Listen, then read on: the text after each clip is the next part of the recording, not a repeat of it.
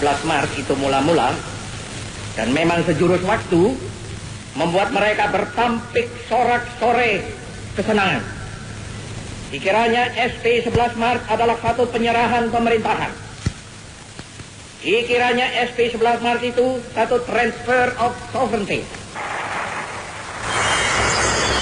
Siapa yang bisa melupakan pidato Jasmeta? Jangan sekali-kali meninggalkan sejarah, tertanam dalam ingatan bangsa sebagai salah satu pidato legendaris Soekarno. Isinya menyindir barisan Jenderal Soeharto yang memanfaatkan surat perintah 11 Maret untuk melakukan berbagai manuver politik yang nantinya akan dikenal dengan julukan kudeta merangkak. Atau pidato yang ini, kalau kata-kata saja tidak dapat menyehatkan jiwa yang keblinger, apa boleh buat? Suruhlah senjata berbicara satu bahasa yang lebih kuat lagi. dan ini. Revolusi Indonesia menuju kepada sosialisme. Revolusi Indonesia menuju kepada dunia baru tanpa eksploitasi parlom dan eksploitasi nation par nation. Pidato adalah salah satu warisan Soekarno dalam sejarah pergolakan negeri ini. Menyihir dengan karismanya, Bung Karno diakui sebagai seorang orator ulung. Kata-katanya tak sekedar provokatif membakar semangat. Ia seorang seniman di panggung pidato. Orator, inspirator, agitator.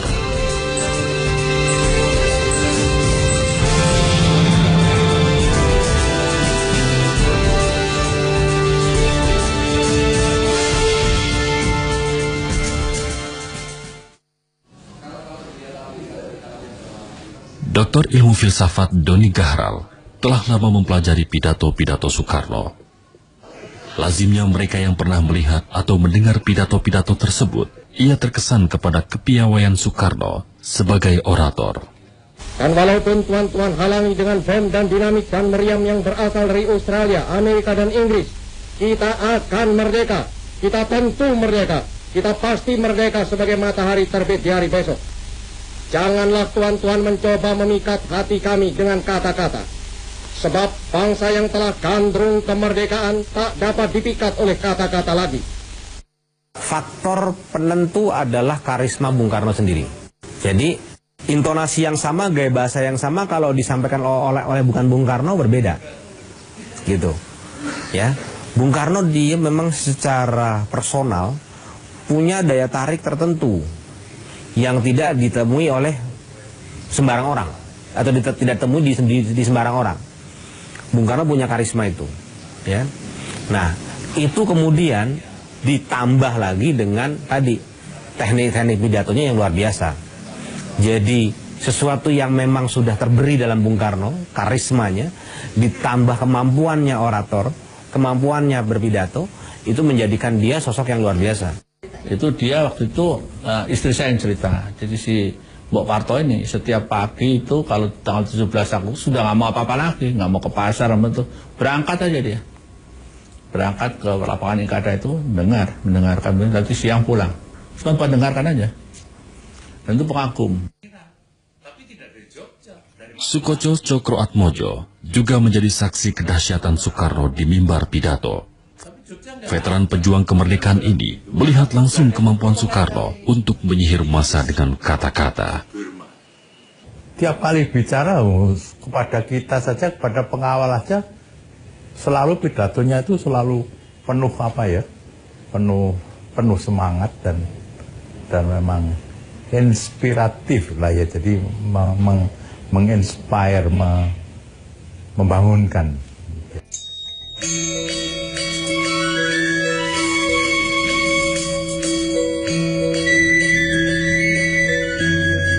Soekarno kecil tak menunjukkan gelagat sebagai orator ulung. 6 Juni 1901 di Jawa Timur, Soekarno semula diberi nama Kusno. Tapi karena lemah dan sakit-sakitan, di usia 5 tahun, namanya diubah menjadi Soekarno, yang diambil dari nama Panglima Perang Karno dalam kisah Mahabharata.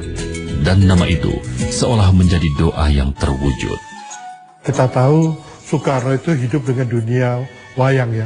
Dia dari kecil itu emang sudah disuguhi pertunjukan-pertunjukan wayang. Makanya ketika dia kecil itu, makanya kalau kita lihat sering dalam pidato-pidato Soekarno sering mengatakan, tidak dia mengatakan, menceritakan tentang dunia wayang.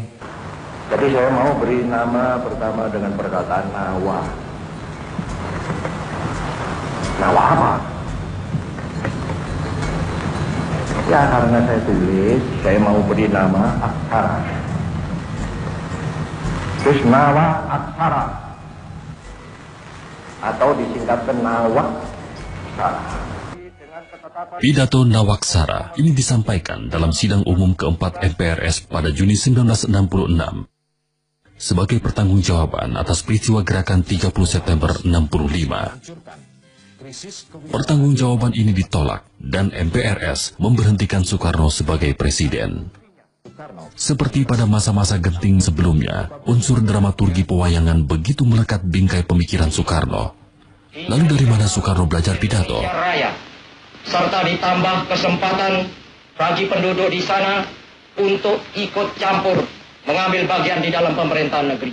Beliau memang muridnya Pak Cokro Aminoto. Murid Pak Cokro Aminoto itu banyak. Muso juga muridnya Pak Cokro Aminoto salah satu. Pak Cokro seorang orator, jadi ya jangan heran kalau muridnya juga terinspirasi. Karena Bung Karno berguru pada Pak Cokro itu di awal-awal yang sangat muda, belas-belasan, mungkin 17 atau bahkan agak di bawah lagi. Selain berguru pada Cokro Aminoto dan tokoh-tokoh Sarekat Islam lainnya, Soekarno juga menemukan sosok panutan pada Budi Utomo selama ia aktif dalam organisasi pemuda Young Java. Kemampuan Soekarno berpidato semakin terasah semasa kuliahnya di Teknis Hogeschool Bandung atau ITB kini. Ada cerita di mana dia sering sekali malam-malam di kamar kos-kosannya dia melatih ya, sehingga teman-temannya lalu terbangun dan melihat apa yang terjadi begitu. Karena dia memang melatih itu, dia tahu bahwa dia suatu ketika harus berbicara ke orang banyak ya, untuk kepentingan yang sangat penting gitu ya. Dengan berjalannya waktu, keterampilan Soekarno semakin terasah. Ia tak sekedar hadir di hadapan publik untuk menyampaikan pesan. Ia telah tampil bak seorang seniman. Mungkin nggak handsome, nggak seperti Justin Bieber gitu ya. Tapi gagahnya itu ya. Kemudian pakai topi yang miring itu pas banget.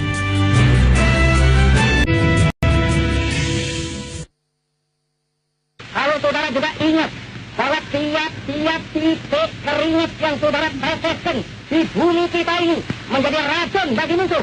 Dan tiap-tiap butir batu yang saudara angkat menjadi peluru bagi musuh yang akan menghancur lebarkan musuh itu.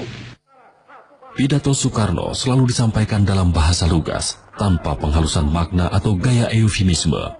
Pilihan kata-katanya provokatif, agresif, agitatif, dan membangkitkan emosi.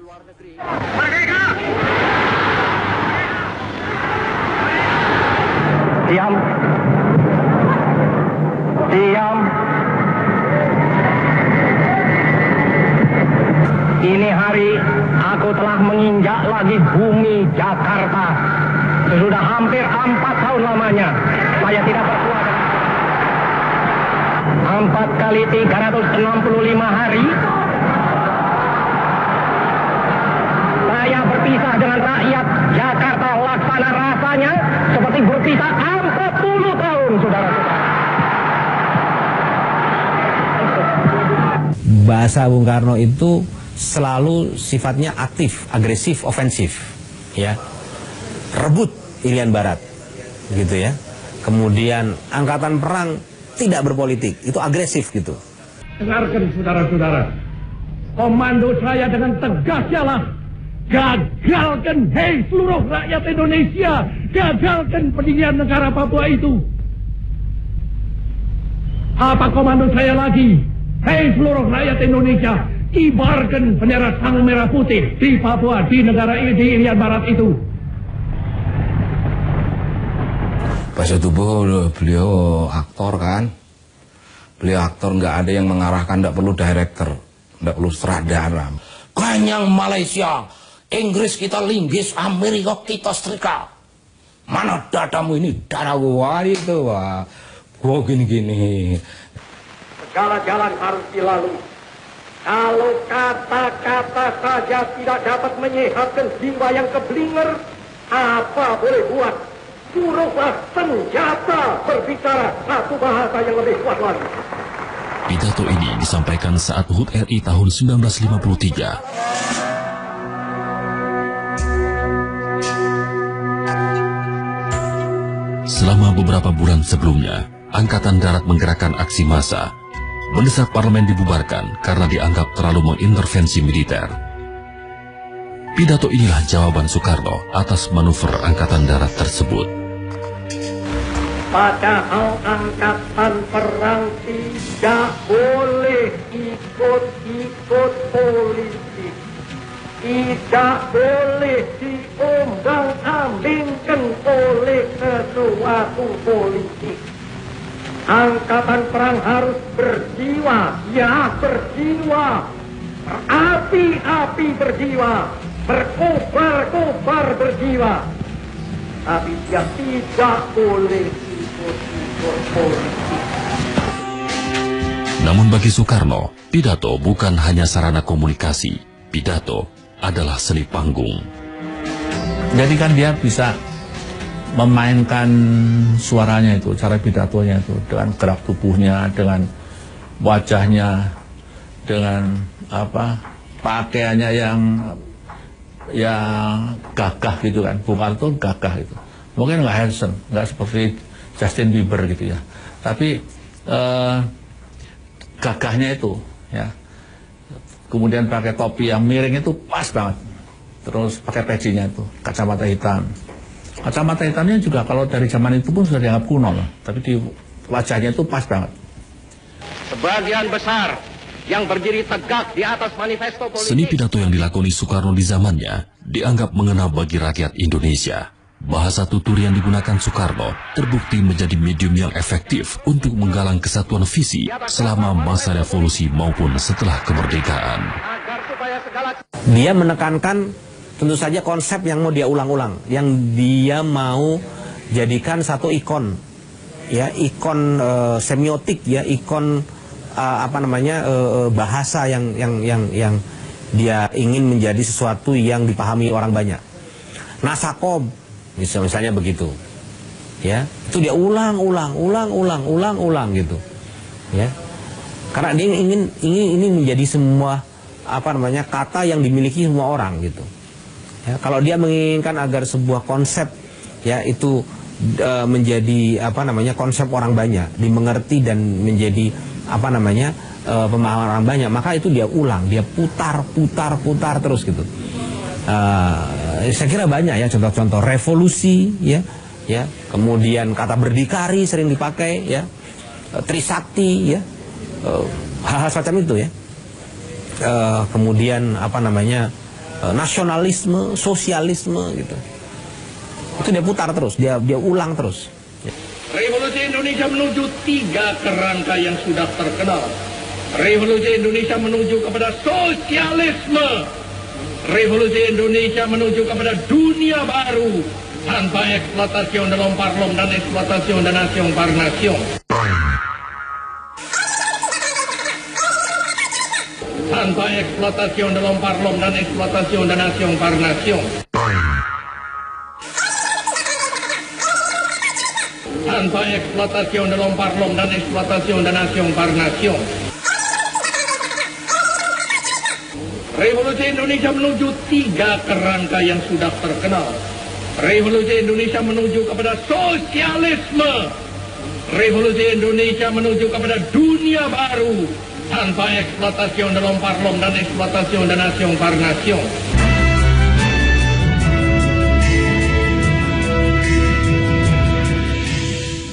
Dunia Showbiz selalu asik TV. Inspirasi Indonesia.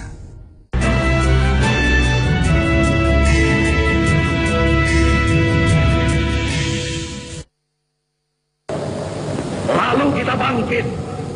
Lalu kita menggeledekan, kita punya stop kepada segala penyelewengan mental itu.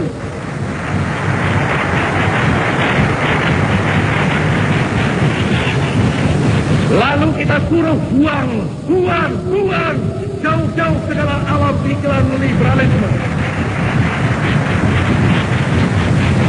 Lalu kita dengungkan semboyan baru, yaitu demokrasi terpimpin.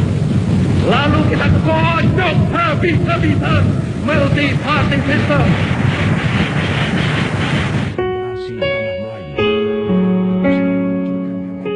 Selama masa-masa pergolakan bangsa Indonesia, pidato Soekarno membuka khasanah pemikiran rakyat. Penampilan Soekarno ditunggu-tunggu karena selalu menghadirkan wawasan-wawasan baru, tak terkecuali melalui medium bahasa. Ada beberapa politisi ya, sosialis, kemudian juga Karl Marx ya, yang karena abad 20 itu sudah menjadi tren bahwa semua intelektual di Indonesia ini itu mengerti tentang ajaran Karl Marx itu yang sangat sedang naik daun bukan saja di Eropa tapi juga di Uni Soviet ya, di Rusia gitu. Jadi semua intelektual tidak mungkin tidak tahu itu pemikiran Marx gitu. Selama periode perjuangan kemerdekaan, pidato-pidato Soekarno punya andil dalam menuntun kesadaran massa, menuju suatu mimpi kolektif akan alam kebebasan dari penindasan penjajah. Tak heran bila di puncak kekuasaannya, Soekarno dengan lantang menyebut dirinya sebagai penyambung lidah rakyat. Saya berbicara di sini sebagai penyambung lidah rakyat Indonesia. Jadi dia bukan sekedar orator, tapi dia seorang ideolog. Tujuan seorang orator itu menyampaikan saja ya apa yang ada di kepalanya. Seorang ideolog itu ingin menanamkan ya apa yang disampaikannya ke dalam hati sanubari ya mereka yang mendengarkannya. Setelah kemerdekaan, pidato-pidato juga turut memotret dan membingkai nuansa zaman maupun denyut rakyat Indonesia selama masa pergolakan di tahun-tahun awal Republik. Mengadakan rasionalisasi dalam susunan negara dan dalam badan-badan dan alat-alat pemerintahan. Struktur daripada negara kita sebagai federasi pada prinsipnya mungkin dipertahankan. Akan dapat memberi sumbangan yang tidak kecil untuk meringankan beban pemerintah dengan menempatkan tenaga-tenaga yang berkelebihan di dalam perusahaan-perusahaannya itu. Pasca revolusi fisik ya, di atas tahun 50, dia juga banyak berpidato mengenai pembangunan, mengenai bagaimana bangsa ini membangun dirinya, ya, rencana kerja, panca nasional dan lain sebagainya. Itu dia mulai bicara hal-hal yang sifatnya strategis, sifatnya visioner, sifatnya teknis, sedikit teknis begitu. Sesudah masa revolusi, beliau sedikit berubah.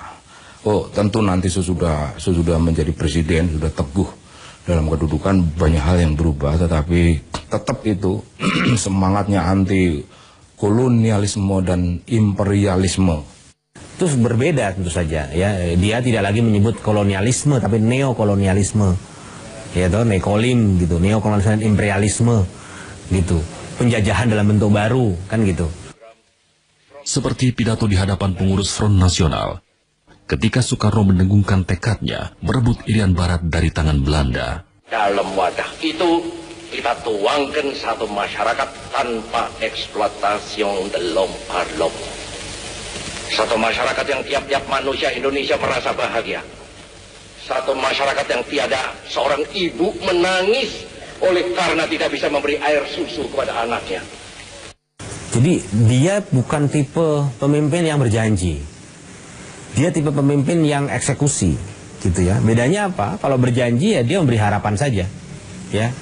Kita harap dalam tahun ini Irian Barat bisa kembali ke pangkuan Ibu Pertiwi. Tapi dia nggak begitu. Dia sudah kerahkan angkatan perang dan saya sudah pastikan bahwa pada tanggal itu, ya, Irian Barat akan kembali ke Bumi Pertiwi. Nanti tanggal 1 Mei jam 12.30. Pemerintahan di Irian Barat mutlak akan jatuh di tangan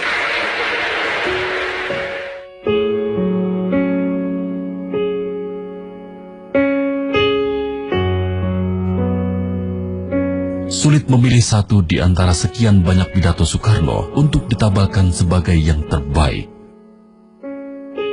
Namun di antara ribuan kalimat yang berhamburan dari mulutnya, yang paling berkesan dalam perjalanan hidup Soekarno adalah pidato Jas Merah.